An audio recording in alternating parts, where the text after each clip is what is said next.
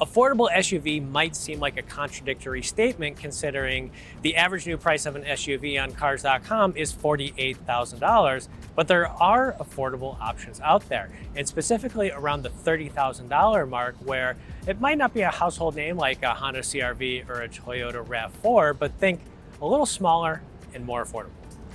We gathered 6 of these affordable SUVs to see which is best, pulling past winners and adding some new and redesigned models. Since our last test, 3 models have been updated: the Subaru Crosstrek, Kia Seltos, and Honda HR-V.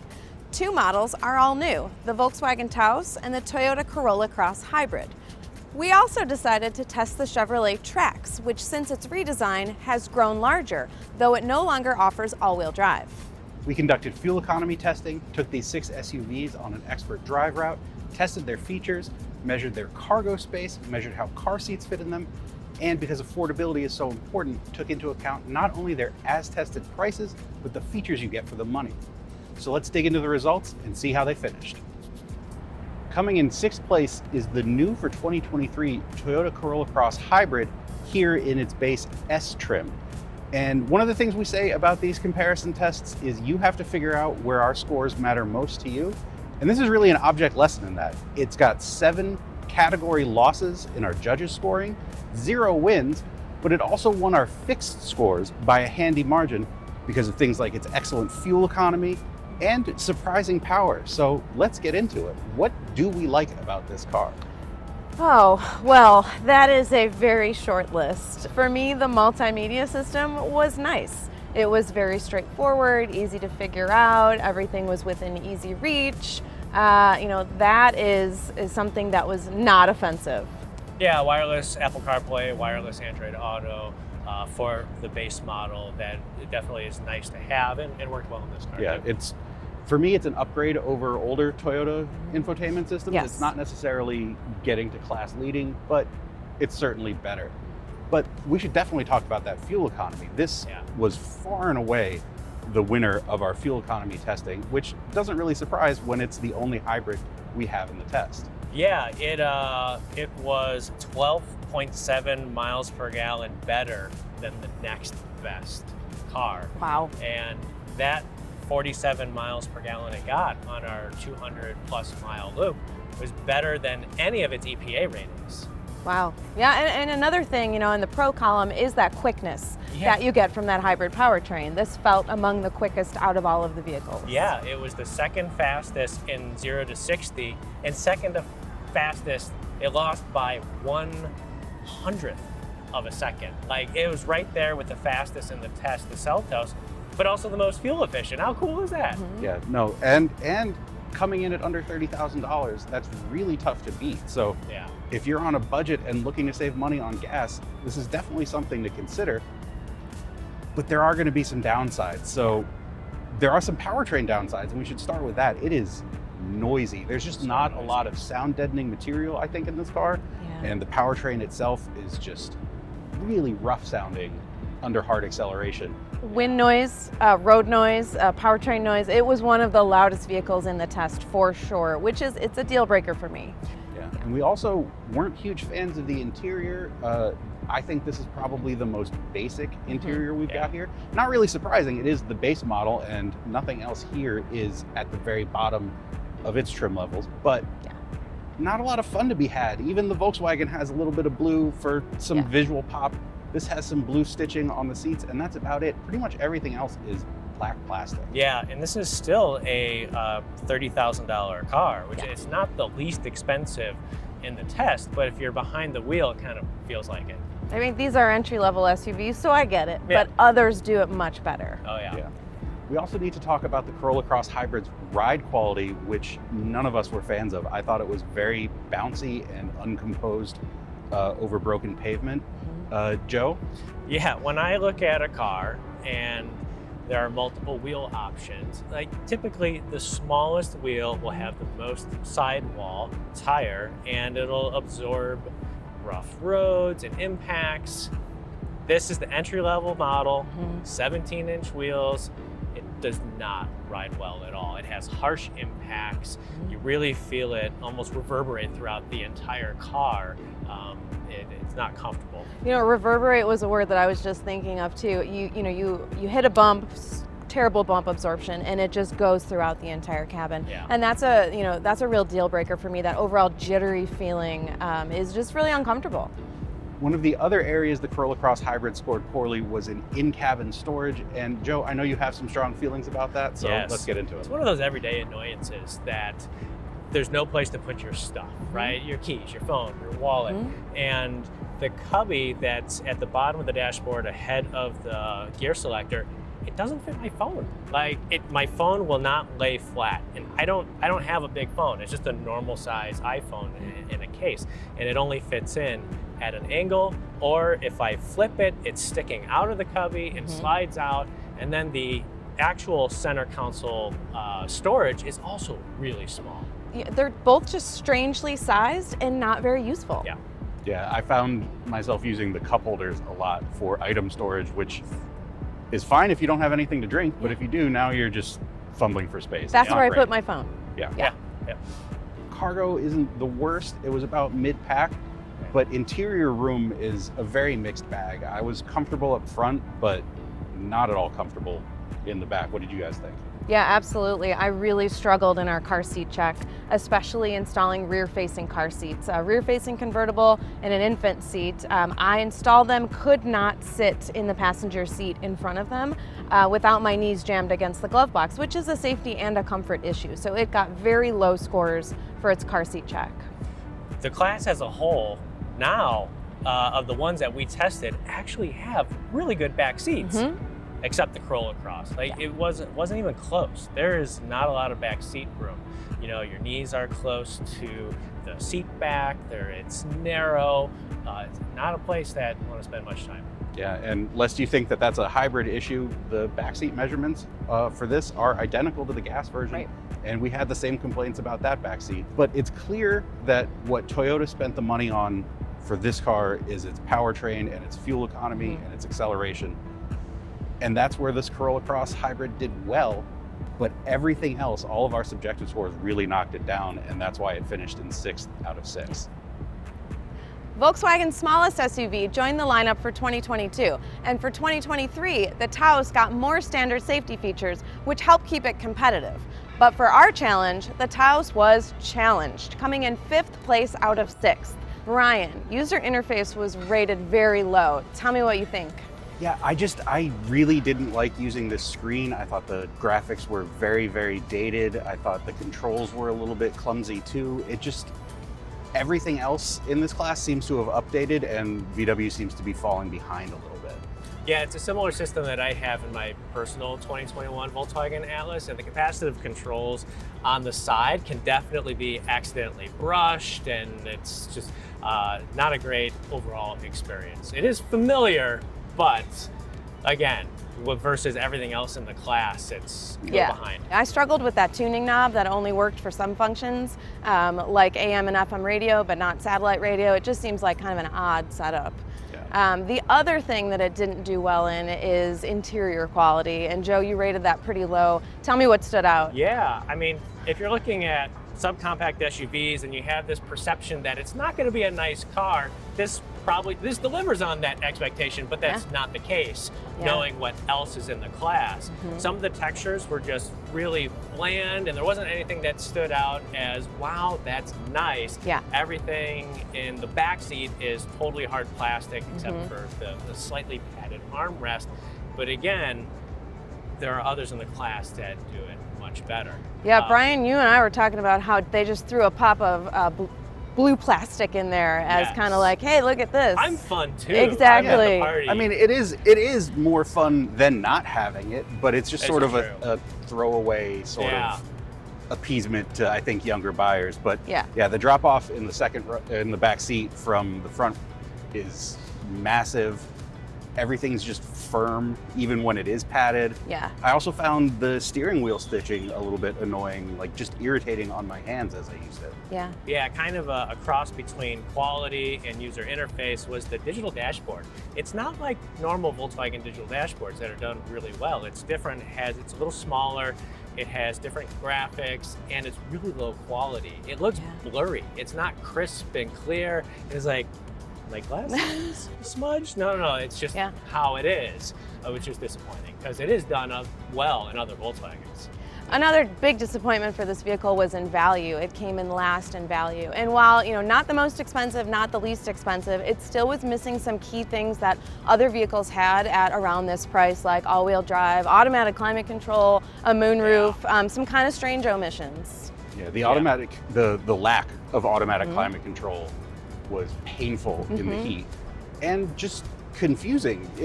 It's so common these days that not seeing it was sort of a throwback to like my 1997 4Runner. Yeah. But Because everything else had automatic climate. Yeah. absolutely. Yeah. I mean, but it wasn't all bad. It Yeah. did earn some, higher scores in some other areas. One really important area was powertrain.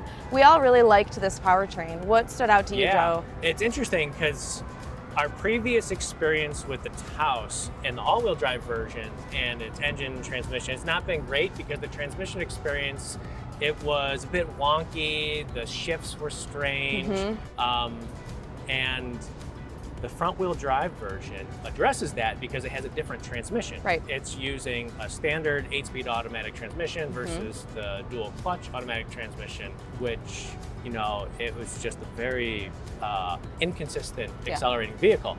And acceleration is done really well in this. Really great. It was, in addition to just feeling good and feeling like you have a lot of power for all maneuvers, it was the third fastest 0 to 60 time and the second fastest 0 to 30 time. And it moved, it's quick. A lot more responsive than a lot of these other SUVs. Oh yeah, for sure. Absolutely. I don't necessarily like the way the front wheel drive handles, Yes. but I think that's probably worth the trade-off to avoid the dual clutch. Another area that we all really liked was rear seat comfort. Car seats fit really well in this, really accessible, easy access latch anchors, a lot of room for car seats, a lot of room for adults and in adult comfort. Brian, I think you rated it really highly for that. Yeah, I am not a small person and I fit great back there. It feels like a class larger inside, even with a large tunnel separating the floor in the back seat. Still had a lot of footwell room. I had a lot of leg room, had a lot of headroom. It was just comfortable all around. Yeah. Headroom gave you that feeling that you're just in an expansive vehicle. Like this is a traditionally shaped SUV, and you've got a lot of headroom. There's not a short roof. It feels wide too. I felt the seat was positioned a little lower than some of the others, which elevated my knees, but otherwise, you have so much space in the back. Yeah. It won the cargo measurement test, and we performed cargo testing on all of these cars, and it's got a lot of cargo space for its small size. Yeah. And I know I complained about the lack of automatic climate control, but one comfort feature that this does have that nothing else in this test has is a multi-level heated steering wheel, so you can set the amount of heat that's delivered, which is really interesting for a car at this price level. That's a nice feature, absolutely. Yeah, this one was really tricky because while it came in 5th place, the spread between 3rd place and 5th place was very narrow. So there was a lot that we liked about this. There were just a couple of big areas that annoyed, that kind of plonked it down into 5th place. Yep. Coming in 4th place in our test was the 2023 Honda HR-V, which has been significantly redesigned since the last time we tested vehicles like this. There's a lot to like about the HR-V, I think. This is, again, part of that group of 3 that are really closely bunched together. Big loss in powertrain, though. So let's get into that right away. Joe, why was this so slow? Well, it's underpowered, and the transmission just doesn't do a great job of getting the engine into its rev range. And, honestly, when you're looking at these cars, is it fast? It's not something someone will ask, but this is questionably slow. It did 0 to 60 the slowest and 0 to 30 the slowest. So there's not even that off the line responsiveness. If you're driving in the city and you're using Waze and it's taking you some crazy back way where you have to cross 4-lane traffic with no stop sign and you have to jump across Frogger style, this is not the car that I would pick to do that. It won't do it. It just won't You'll do it. step on the gas pedal and you'll wait. Yeah. You'll wait and wait and wait because the CVT takes forever to spool up power. And this was my least favorite powertrain, mostly because the CVT, It's not very responsive, it doesn't feel very natural, and it's loud. This powertrain is very loud. You hear it struggling pretty much constantly. Yeah, it loves to go all the way to the red line, and it will let you know that it's doing it. Yes. Which is also a shame because we know Honda has some good small engines they could put in this. Yeah. But we're still waiting for maybe a turbocharger to get tacked on here. Yeah. It did do well in some other driving performance categories, not the best in the test, but handling, it got high marks, and also braking. So let's start with handling. I honestly, once it gets going, which can take a while, found this to be probably the most fun and balanced in, twisty, turny driving. But is that really important? I mean, yes, it has an agility there that others don't have, but to your question, I don't know that that's what buyers are shopping for in this class. Yeah, it adds a little personality to the car. It's playful. You can dart around, and it also makes you feel connected to the car, which is also good for just assurance while driving. But no, this is not a class of sport compact cars. Braking, I would say, is more important. I really like the linear pedal feel. Yes. It was just very confident in doing that. Anything stood out for you there? Very natural. Yeah. You knew exactly what was going to happen and when it was going to happen, which is as it should be. And now we should move on to the interior, which has some highs and lows. Let's start with the highs. I really like the interior design, the materials quality. We all thought it was very, very nice overall. It's an interesting contrast to the Corolla Cross, which is very bland and boring. Materials aren't great, design is bleh. This has, that cool honeycomb mesh, and everything feels a little higher quality. They did a nice job. Yeah, I really think sitting in this, it feels like a car that's $10,000 more expensive.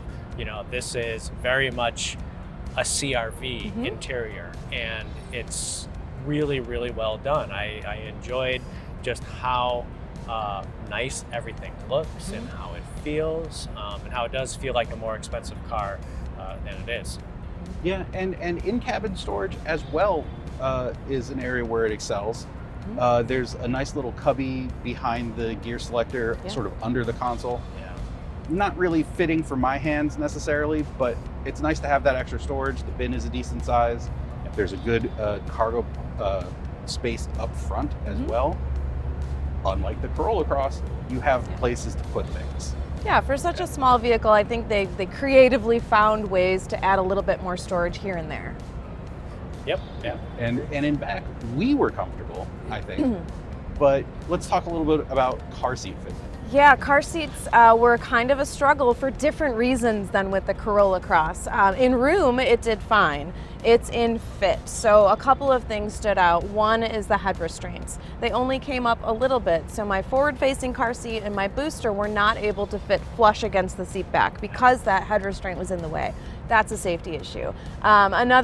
Two other oddities are the top tether anchor for the middle seat is in the ceiling. So if you connect that, you're blocking the driver's view. Same thing with the buckle. If you install something in the middle, a car seat or a person, the buckle for the middle comes down from the ceiling. Again, that's a visibility issue and just an oddity that the others don't have. Yeah, I also found that while the back seat was roomy, I had good leg room, good headroom, there was plenty of width. The back seat was just reclined too much for my liking, and it's not adjustable. I just didn't feel comfortable just in that laid back position. It's sort of a lounge seat almost. But now to get back to visibility for a second, Jennifer, that was the thing you mentioned with the car seats and the middle seatbelt. Without that passenger, without the child seats in the back, this did pretty well. It was second place overall in visibility scores. So let's get into that a little. Joe, what do you think? It's great. It was second only to the Crosstrek, which is a good company in which to be. And it has really thin A-pillars, big mirrors that are mounted on the doors. It adds to that experience of just being comfortable and easy to drive when you're behind the wheel. Absolutely. Those clear sight lines to the rear were really nice. Yeah, and when you don't have visibility, the HR-V is the only vehicle in this test that has both front and rear parking sensors, and in fact, the only vehicle in this test with any parking sensors, which is wild to me. That one loss is probably what really knocked the HR-V down into fourth, but otherwise it was a fairly competent showing. the 2024 Chevrolet Trax is definitely the wild card in this test because technically it doesn't really fit in with the rest of the cars because it doesn't offer all-wheel drive at all. The Trax was redesigned for 2024. It's much larger than it used to be. It has a lot more technology on the inside, and it lost its all-wheel drive option.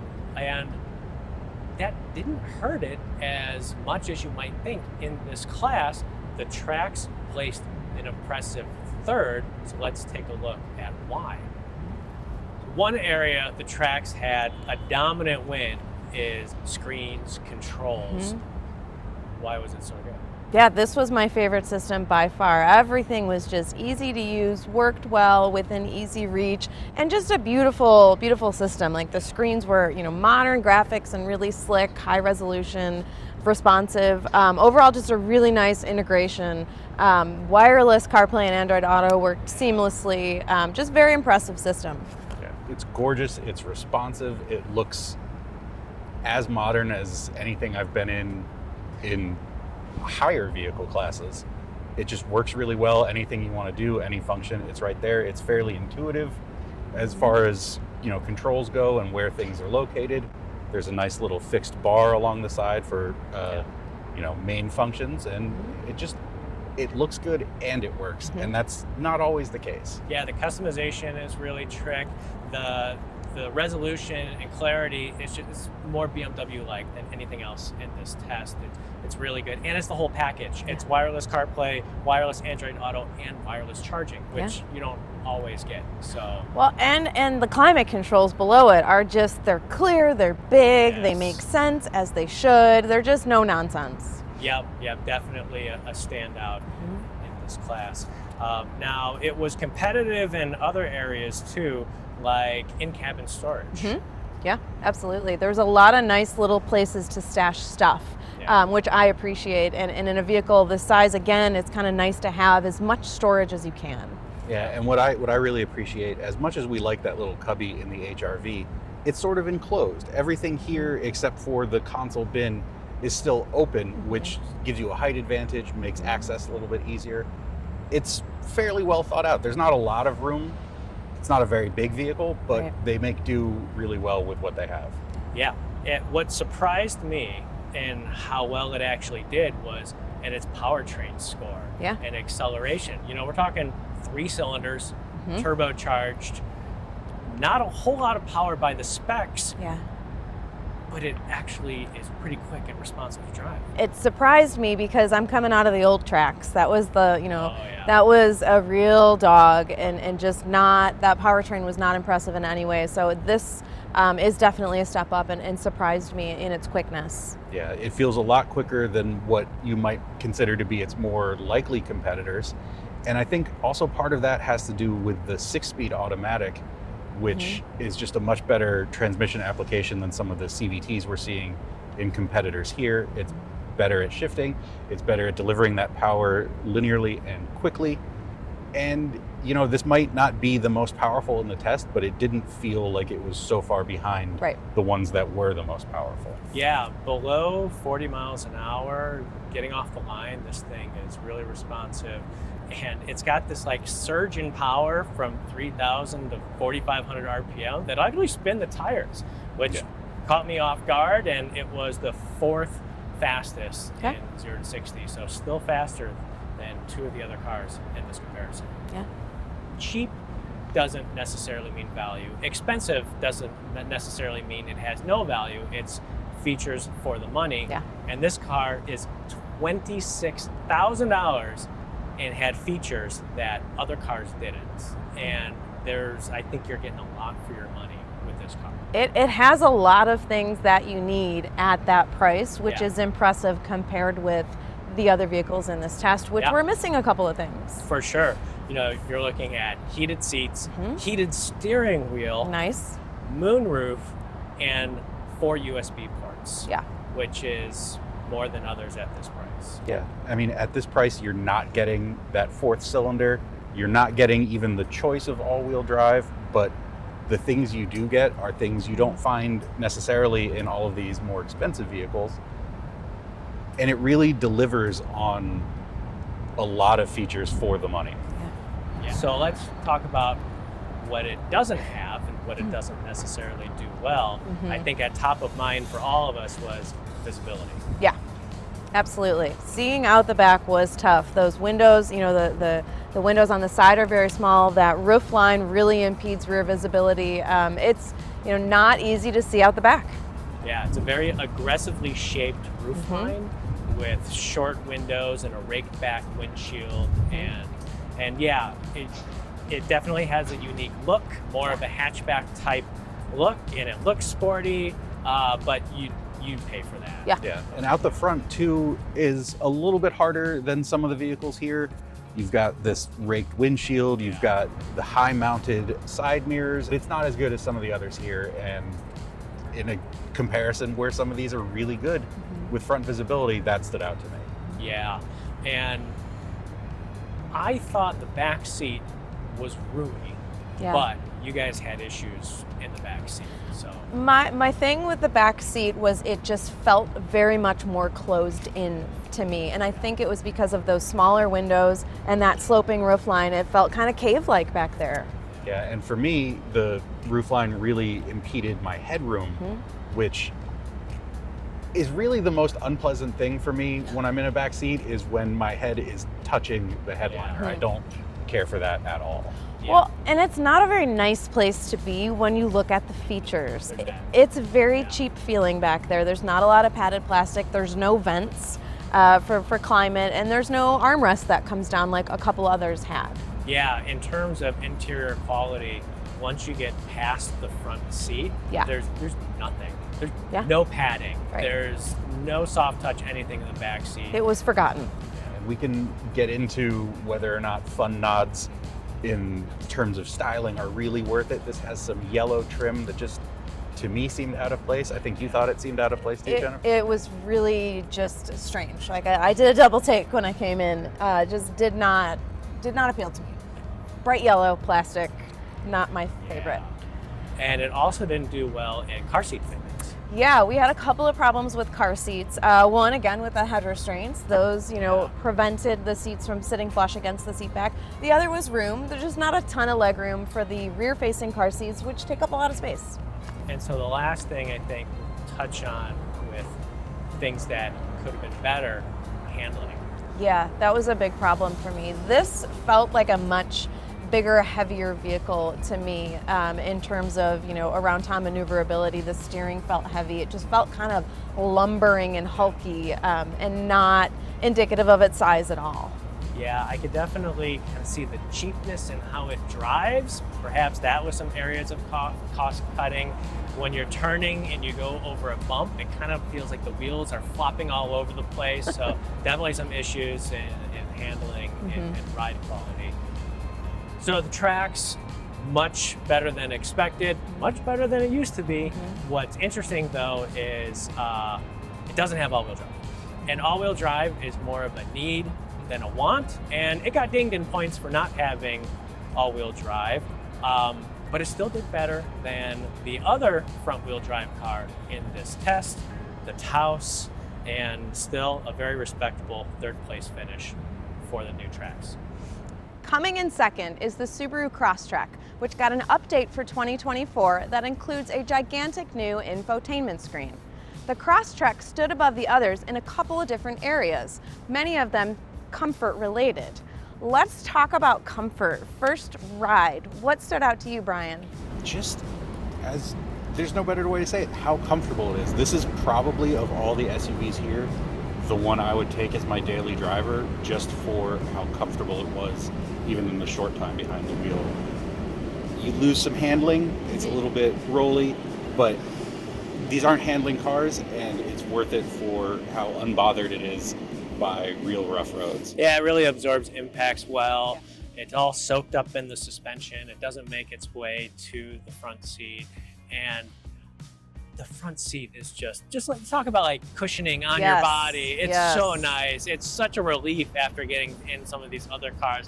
You just sit down and you're like, cushy ride and nice. Cushy front seats. And I don't know what it is about these seats, but you and I were talking about this earlier. They're hands down the best. All day comfortable, Yeah. supportive, but also, you know, supple, very nice. Yeah, it just fills in all the gaps and, kind of hugs you. It's very homey Yeah, feeling. absolutely. I mean, I've owned a couple of Subarus and Impreza, and we have a Forester right now. Maybe that's some of it, but really it's just, Yeah. it's a very comfortable, and that makes the car just feel natural. Like you're immediately acclimated to it because of just how nice it is. Yeah, absolutely.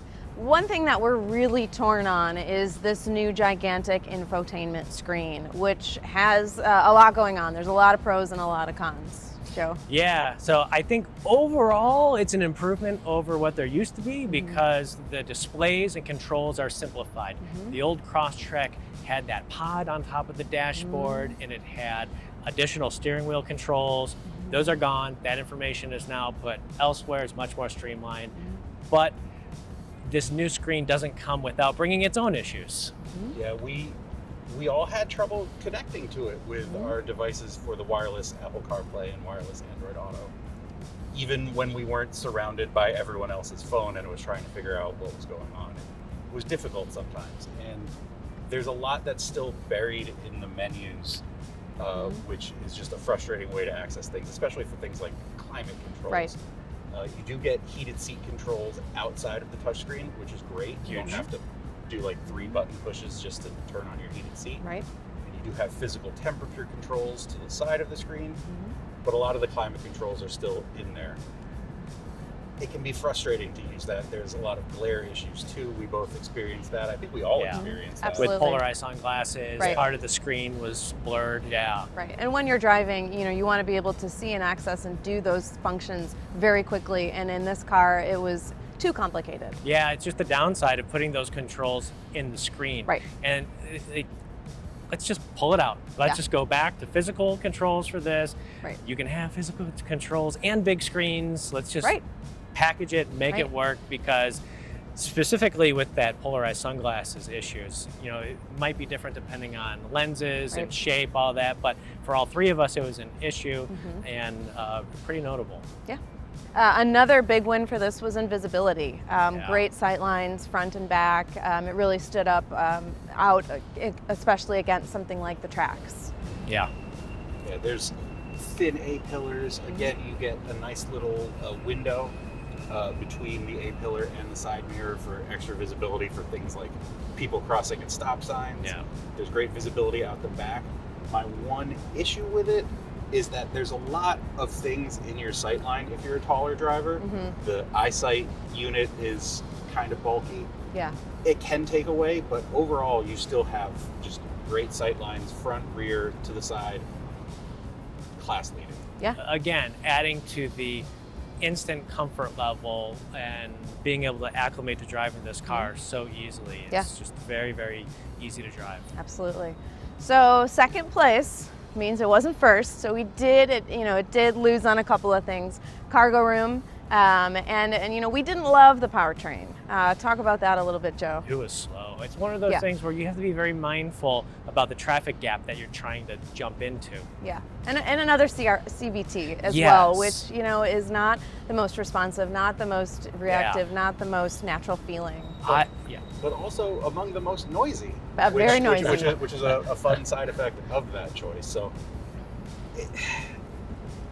the HRV is slower. Yeah. But this one, I think they're both sort of in the same class of just be aware of your surroundings and plan ahead a little bit when you're driving. The noise really stood out during our highway sections of the Expert Loop and of the mileage drive, where you're trying to maintain speed and just a little touch of the accelerator and the engine goes, whoa! Yeah. It's just, and you wouldn't really notice that, I think, in other cars, but because it's so noisy, it really stands out. Absolutely, yeah.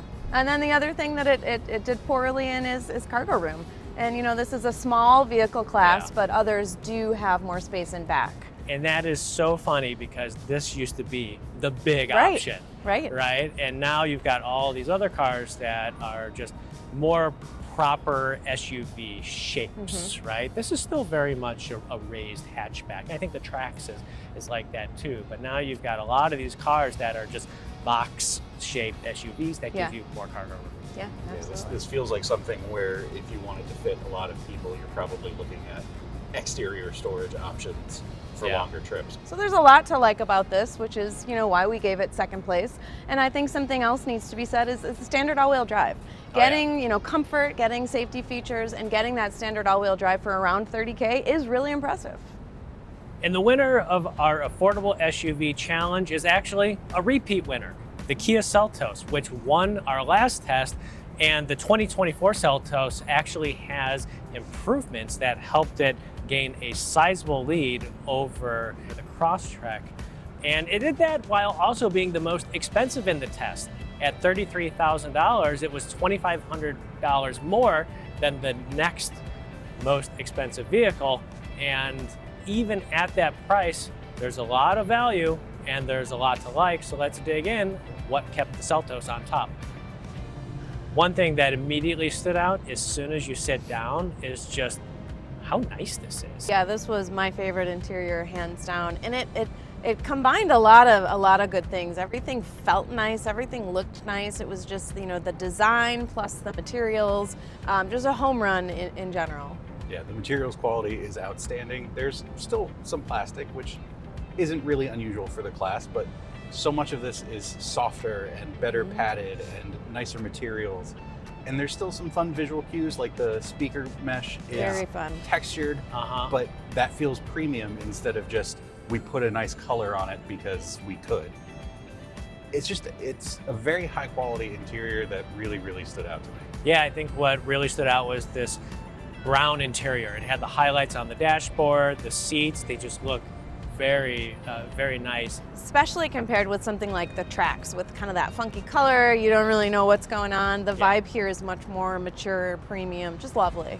Another stark difference was what's under the hood. This is the SX Turbo, so it has 195 horsepower, 4-cylinder, and it was the fastest in the test.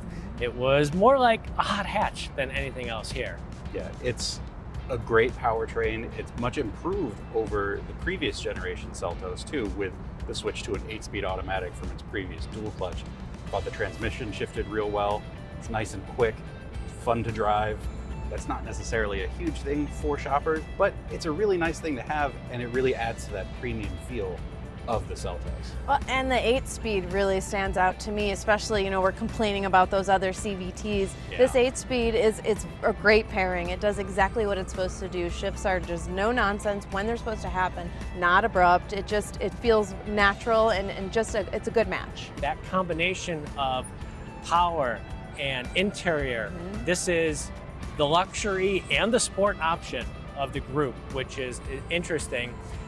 What adds to that was also surprising.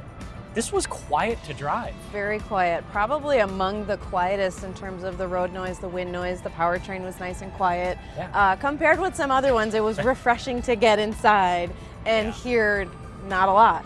Yeah, the bar's kind of on the floor for a lot of SUVs in this class when it comes to noise, but this What? clears it and then some. I'm still having lasting effects from the mileage drive after being in the Crosstrek. And the lack of noise is notable.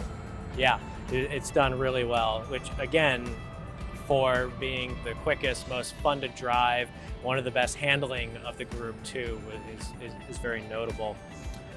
Also, what's really notable, tied with the Trax for the best value score. So it's interesting because this is the most expensive vehicle, the Trax is the least expensive vehicle, and they both tied for the most value. And value is not just being inexpensive, it's what you get for the money. And the Seltos did get dinged for its high price, but it was offset by features that the other cars didn't have.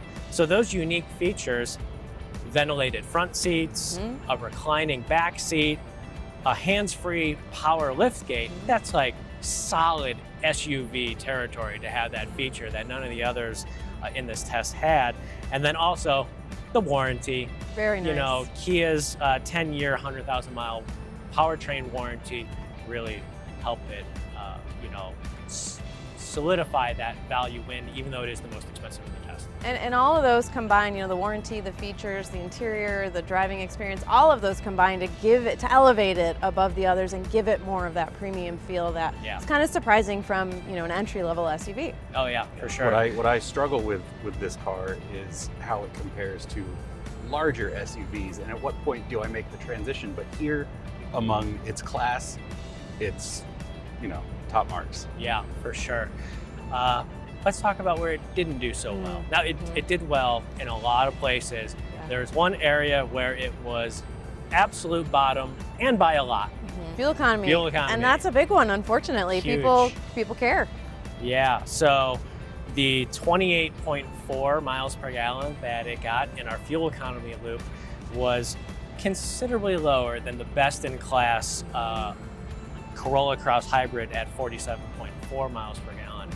And even compared to the next lowest, it was still a big degradation in fuel economy. Yeah, usually we're looking at differences of tenths of an MPG, and here we're looking at a couple MPG difference between the next closest. 3.2 miles per gallon worse than the HRV, That's which disappointing. was 5th in our fuel economy test.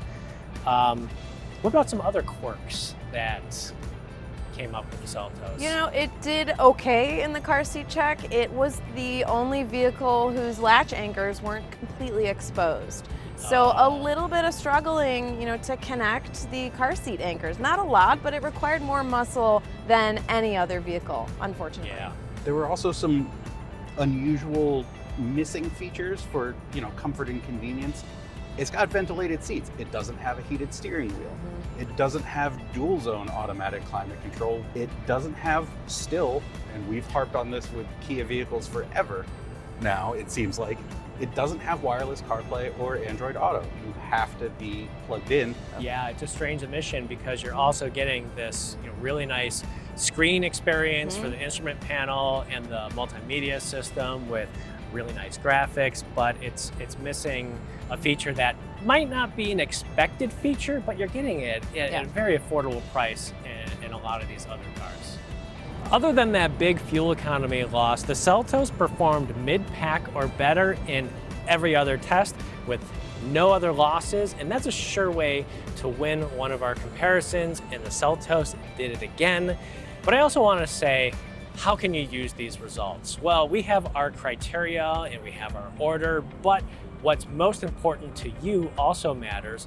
So go to our results. If it's back seat room, if it's child seat fitment, if it's interior quality, find the car that performed the best in those categories, and you can see all that information on cars.com.